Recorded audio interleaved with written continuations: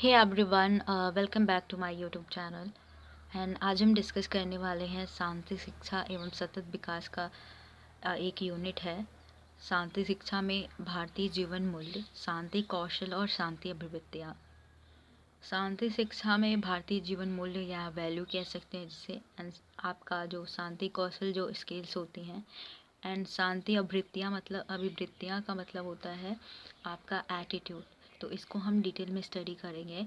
And ये DElEd 4th semester का है। तो आपको इसकी नोट्स या पीडीएफ मैं आपको टेलीग्राम चैनल पे दे दूँगी, आप डाउनलोड कर सकते हो। So let's get started. सो जैसा मैंने बताया कि आज हम पढ़ने वाले हैं शांति शिक्षा में भारतीय जीवन मूल्य। तो फर्स्ट हम ये देख लेते हैं कि जीवन मूल्य क्या होते हैं, वैल्यू क्या होते हैं। देन उसके बाद हम शांति कौशल और शांति अभिवृत्तियाँ देखेंगे। तो मूल्य, पहले मूल्य क्या होता है? मूल्य एक ऐसी आचार संहिता है या सद्गुणों का समूह है जिसे व्यक्ति अपनाकर अपने व्यक्तित्व का विकास कर सकता है। क्या होता है? ये सद्गुणों का एक कलेक्शन होता है या समूह होता है जिसे अपनाकर व्यक्ति अपने व्यक्तित्व का विकास कर सकता है। मूल्य कई हो सकते हैं, जैसा आपका प्रेम, स्नेह, देशभक्ति, ये सब मूल्य ही होते हैं, ठीक है। तो इन मूल्य को जब अपनाकर आपके व्यक्तित्व का विकास होता है तो इन्हें मूल्य कहा जाता है या सद्गुणों का विकास होता है। आप कह सकते हैं ये सद्गुणों का एक समूह होता है, ठीक है। हमारी भारतीय संस्कृति के अंतर्गत जीवन दर्शन का मूलाधार ही मूल्य होता है। हमारी प्राचीन काल से ही आप अगर कहानियाँ कथाएँ सुनते आ रहे होंगे तो आपको उसमें पता होगा कि मूल्य क्या होता है। देशभक्ति मूल्य था, अपने परिवार के प्रति, बड़ों के प्रति इज्जत करना, ये सब सद्गुण थे। तो सद्गुण आपने प्राचीन काल से, जैसे श्री राम का पढ़ा होगा कि उनके जो सद्गुण क्या हैं। तो ये सब मूल्य हैं जो प्राचीन काल से अभी तक चलते आ रहे हैं। वर्तमान में हमारा देश लोकतंत्रीय मूल्यों का पोषक है। मतलब लोकतांत्रिक जो डेमोक्रेटिक मूल्य हैं जो देश के लिए हितकारी होते हैं, उन मूल्यों की बात की जा रही है, जिसके अंतर्गत स्वतंत्रता, समानता, भ्रातृत्व, न्याय, समाजवाद और पथ निरपेक्षता इत्यादि उत्कृष्ट गुणकारी मूल्यों को रखा गया है। तो अभी इस टाइम ये सब मूल्यों को रखा गया है, जैसे स्वतंत्रता, फ्रीडम का, समानता, इक्वालिटी, फर्टर्निटी मतलब भाईचारे की भावना, जस्टिस, समाजवाद, पंथ निरपेक्षता, ये सब मूल्यों को हमारे वर्तमान में देश में रखा गया है। किंतु अमानवीयता, मानवीयता का जस्ट उल्टा अमानवीयता, अलगाववाद, जातिवाद, संप्रदायवाद आदि विघटनकारी शक्तियाँ हमारे लोकतंत्र को कमजोर कर रही हैं। ये शक्तियाँ हैं, अलगाववाद मतलब भेदभाव करना, जातिवाद, जाति का भेदभाव करना, संप्रदाय का भेदभाव करना, ये जो शक्तियाँ हैं ये क्या कर रही हैं? लोकतंत्र को कमज़ोर कर रही हैं, क्योंकि लोग अपने मूल्यों को भूल जा रहे हैं, मूल्य की कमी हो जा रही है, ठीक है।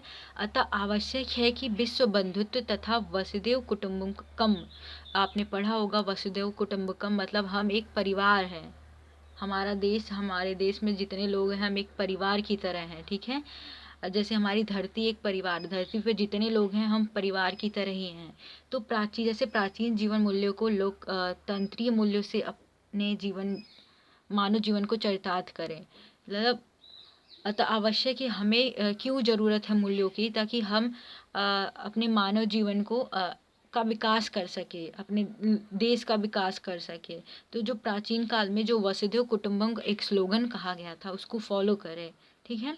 उसके बाद इसका उद्देश्य क्या होता है, मूल्यों का विकास करने का उद्देश्य क्या होता है? बेसिकली इसमें व्यक्ति की आंतरिक शक्ति का विकास करना होता है। शांति शिक्षा अगर पढ़ाई जा रही है तो शांति शिक्षा में हम कह सकते हैं कि शांति शिक्षा में मूल्यों का विकास करना क्यों आवश्यक है? व्यक्ति की आंतरिक शक्तियों का विकास करना, घृणा, दुर्भावना, कलह, हिंसा आदि के दुष्प्रभाव को अवगत कराना। जैसे घृणा आप करते हो, इसके दुष्परिणाम होते हैं, मतलब इसके साइड इफ़ेक्ट क्या है, आपको ही इससे हानि होने वाली है। कलह, झगड़ा से क्या होता है?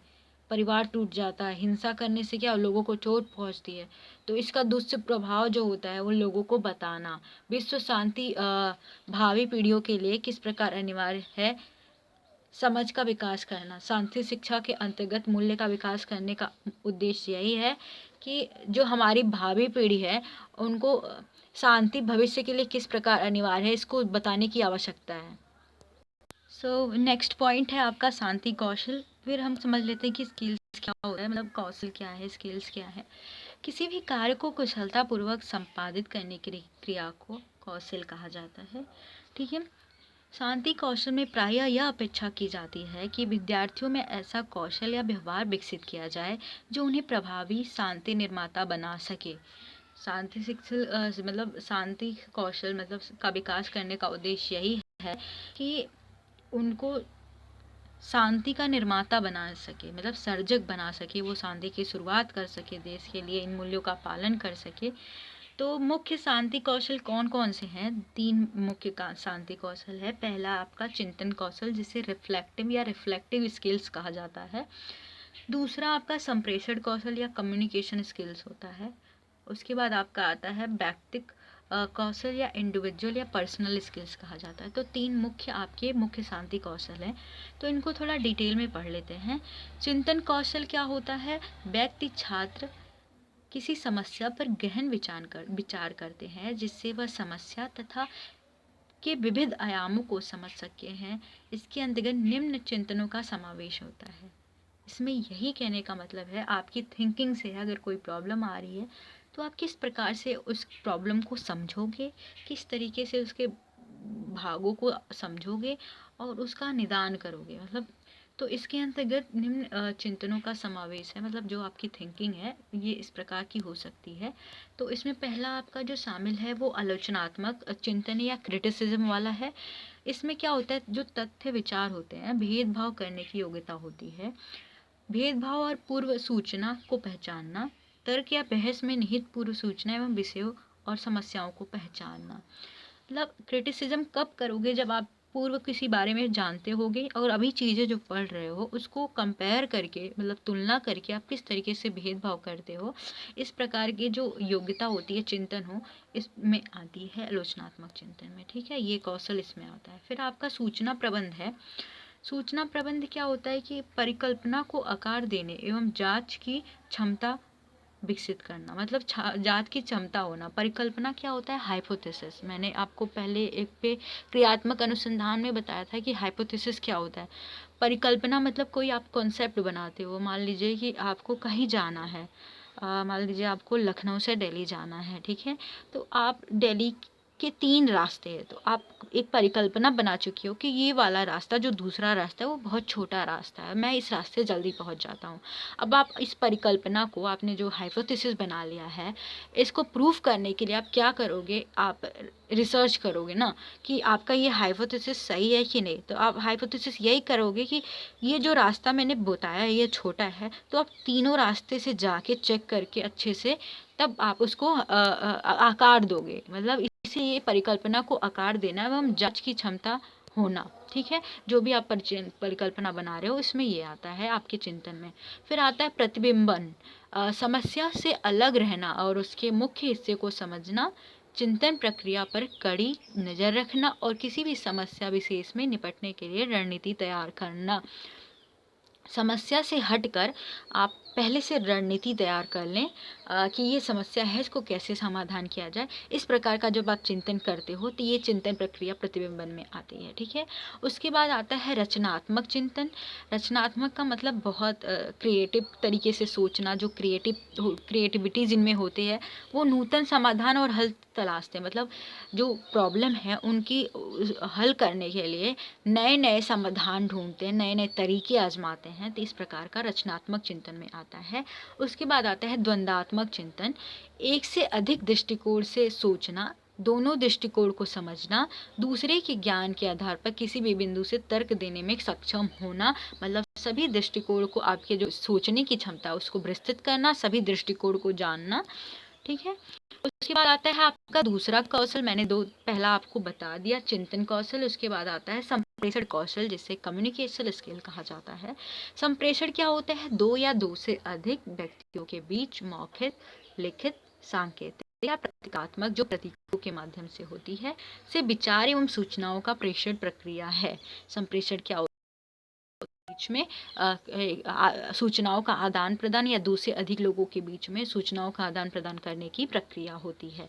तो इसके अंदर कौन कौन से मुख्य कौशल होते हैं संप्रेषण में? पहला आपका आता है प्रस्तुतिकरण। प्रस्तुतिकरण मतलब प्रेजेंटेशन। आप जो भी तथ्य या विचार ले रहे हो उसको आप किस तरीके से व्याख्या करोगे, किस तरीके से प्रस्तुत करोगी, प्रस्तुत करने की क्षमता होना या योग्यता होना इस प्रकार के कौशल में आता है। फिर आता है सक्रिय श्रवणता। इसमें आपको पता है एक्टिव लिसनिंग है।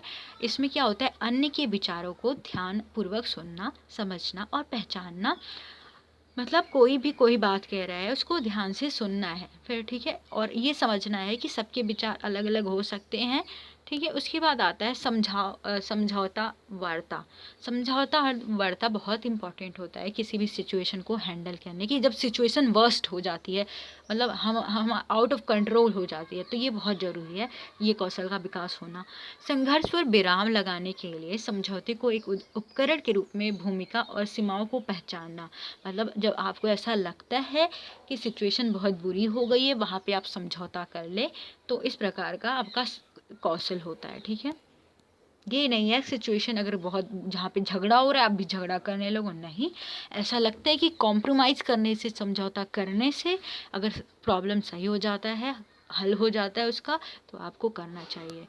फिर आपके बाद आता है व्यक्तिक कौशल या इंडिविजुअल स्किल्स क्या होता है या पर्सनल स्किल क्या होता है। छात्र का स्वयं का विशिष्ट गुण इसमें देखा जाता है। आपके जो इंडिविजुअल या पर्सनल क्वालिटी है इसमें ये देखा जाता है। पहला इसमें आता है सहयोग, मतलब सहयोग करना। साझे उद्देश्य, मतलब साझे के उद्देश्य के लिए दूसरों के साथ मिलकर प्रभावी ढंग से काम को करना ही सहयोग कहलाता है। जैसे आप ग्रुप एक्टिविटी करते हो, क्लास में अगर ग्रुप प्रोजेक्ट है तो आप साथ मिलकर किस तरीके से करते हो, किस तरीके से आप मेंटेन करते हो एक दूसरे से बातचीत करके, एक प्रकार का ये कौशल ही होता है। उसके बाद आता है अनुकूलनशीलता, मतलब एडाप्टेशन, मतलब तर्क और साक्ष्य की रोशनी में विचारों को बदलने के लिए इच्छुक होना। जिस तरीके से सिचुएशन है उसके अकॉर्डिंग अपने विचारों को बदलना, समाज के साथ बदलना, एक प्रकार का अनुकूलनशीलता होती है। फिर आता है आत्मानुशासन। आत्मानुशासन मतलब सेल्फ डिसिप्लिन। आप किस तरीके से अपने आप को अनुशासित रखोगे, तो अपने आचरण को उचित बनाए रखने के लिए प्रभावकारी ढंग से समय का प्रबंधन करने की योग्यता। जो सेल्फ डिसिप्लिन होते हैं वो अपने टाइम का बहुत अच्छी तरीके से यूटिलाइज करते हैं, वो मेंटेन करते हैं कब उनको क्या करना है। देन उसके बाद आपका फोर्थ जो है दायित्व, मतलब रिस्पॉन्सिबिलिटीज कैसे लेते हो, तो अपने हिस्से के दायित्व को निर्वाह करने की योग्यता। अगर आपको कोई काम दिया जा रहा है तो उसके प्रति जिम्मेदार हो, इस प्रकार की जो योग्यता होती है वो उत्तरदायित्व में आती है। उसके बाद आता है सम्मान यानी रिस्पेक्ट। इसमें क्या होता है कि आप दूसरे को ध्यान से सुनेंगे, निष्पक्षता और समानता के आधार पर निर्णय लेना। सभी के बातों को सुनेंगे फिर अपना निर्णय लेंगे, मतलब ये समझने की कोशिश करेंगे कि सबके विचार अलग अलग हो सकते हैं, पर सबकी बातों को आप सुनेंगे फिर अपना बात रखेंगे, ठीक है। इस सम्मान होता है, बीच में टोकना नहीं होता है। जैसे कुछ बच्चे जो होते हैं ऐसे बीच में इंटरप्ट कर देते हैं, नहीं, पहले उनकी बातों को, दूसरे की बातों को समझो, उनका सम्मान करो, फिर अपनी विचारों को रखो। फिर उसके बाद हम बात करते हैं, ये लास्ट पॉइंट है, शांति अभिवृत्तियाँ यानी पीस एटीट्यूड्स। एटीट्यूड्स का आपने बहुत बार सुना है कि ये वर्ड एटीट्यूड क्या होता है, आप बहुत बार बोलते हैं इसका एटीट्यूड ऐसा है, इसका एटीट्यूड, उसको बहुत एटीट्यूड है। तो आप वास्तव में इसका मीनिंग क्या होता है उसको देख लेते हैं। तो अभिवृत्ति वास्तव में एक मनोसामाजिक प्रत्यय है जो विभिन्न परिस्थितियों में व्यक्ति द्वारा किए जाने वाले व्यवहार की प्रवृत्ति को दर्शाता है। क्या मतलब है, ये व्यक्तित्व एटीट्यूड क्या होता है, आपका फीलिंग होता है, आपकी थिंकिंग से है, फीलिंग आपकी सोच से है, आपके अनुभव से है, और ये अनुभव आपके व्यवहार में जब आ जाता है, जिस तरीके से आप बिहेव करने लगती है, तो वो आपका क्या हो जाता है, एटीट्यूड हो जाता है। आप किसी को कैसे जज करते हो, कहते हो इसका एटीट्यूड ऐसा है, इसका एटीट्यूड बहुत गंदा है, ये बहुत एटीट्यूड है इसको, मतलब क्यों बोलते हो इसका एटीट्यूड, क्योंकि आपने उसका जो उसकी थिंकिंग है, उसकी फीलिंग है, उसके व्यवहार में आपने देख ली है। उसने ऐसा बिहेव किया, इसके आधार पे आपने उसको जज किया। तो इस प्रकार से आप एटीट्यूड को समझ सकते हो। फिर अभिवृत्ति जो होती है वो धनात्मक और नकारात्मक या ऋणात्मक हो सकती है। मतलब कि इसके एटीट्यूड बहुत पॉजिटिव है, इसका एटीट्यूड बहुत नेगेटिव है। जो लोग आपको अच्छे नहीं लगते आप ऐसे उनके बारे में कहते हैं, ठीक है। फिर शिक्षा के माध्यम से विद्यालयी स्तर विद्यार्थियों में निम्नलिखित अभिव्यक्तियों को प्रोत्साहित करना चाहिए। ये जो एटीट्यूड है क्या हो सकती हैं? पहला, सहनशीलता, कि आप में सहनशीलता हो, आप सिचुएशन कैसी है उसको सहन करें।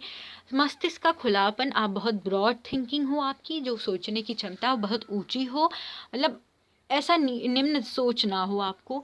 फिर लिंग और जाति का संवेदनशीलता हो, निष्पक्ष निर्णय लेने का आपकी अभिवृत्ति होनी चाहिए, सामाजिक जिम्मेदारी उठाने की, आत्मसम्मान बहुत ज़रूरी होता है आपके एटीट्यूड में, ठीक है। फिर अहिंसा एवं करुणा से पूर्ण आपका एटीट्यूड हो, मतलब आप हिंसा के खिलाफ हो, आप दयालु हो, तो ये आपके एटीट्यूड होने चाहिए। ऐसा विद्यालय के द्वारा आपके एटीट्यूड के निर्माण करनी चाहिए या प्रोत्साहित करना चाहिए बच्चों के एटीट्यूड के निर्माण में। एंड आई होप आपको सारे पॉइंट्स क्लियर हो गए होंगे। So thank you.